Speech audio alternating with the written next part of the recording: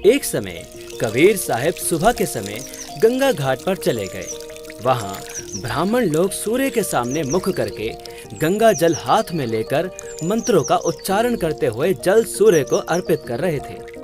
कबीर साहब जी उन ब्राह्मणों को ये सब करते देख रहे थे।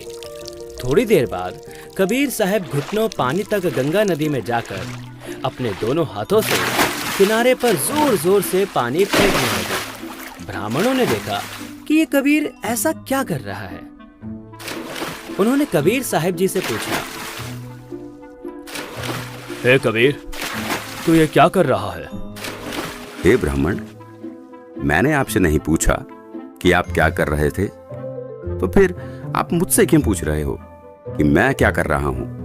पहले आप बताइए कि आप क्या कर रहे थे। हम तो अपने भूखे प्यासे पूर्वजों को स्वर्ग में जल अर्पित कर रहे हैं।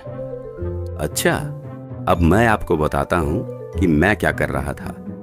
दरअसल मैंने अपनी झोपड़ी के आगे एक छोटी सी बगीची लगा रखी है। मैं उसे सींच रहा हूं।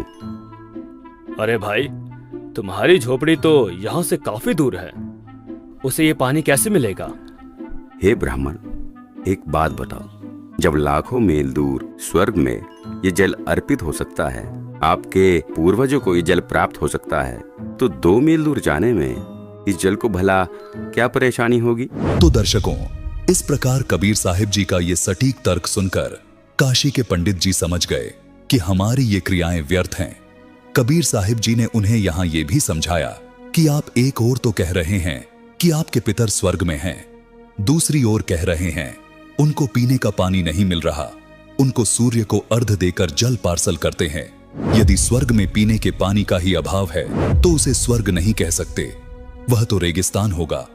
वास्तव में वे पितरगण यमराज के अधीन यमलोक रूपी कारागार में अपराधी बनाकर डाले जाते हैं। वहां पर जो निर्धारित आहार है वह सबको दिया जाता है।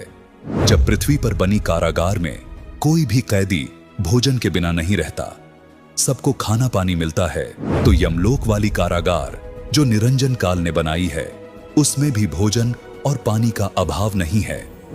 दर्शकों, यह 2D एनिमेशन वीडियो संत रामपाल जी महाराज के सत्संग प्रवचनों का अंश मात्र है।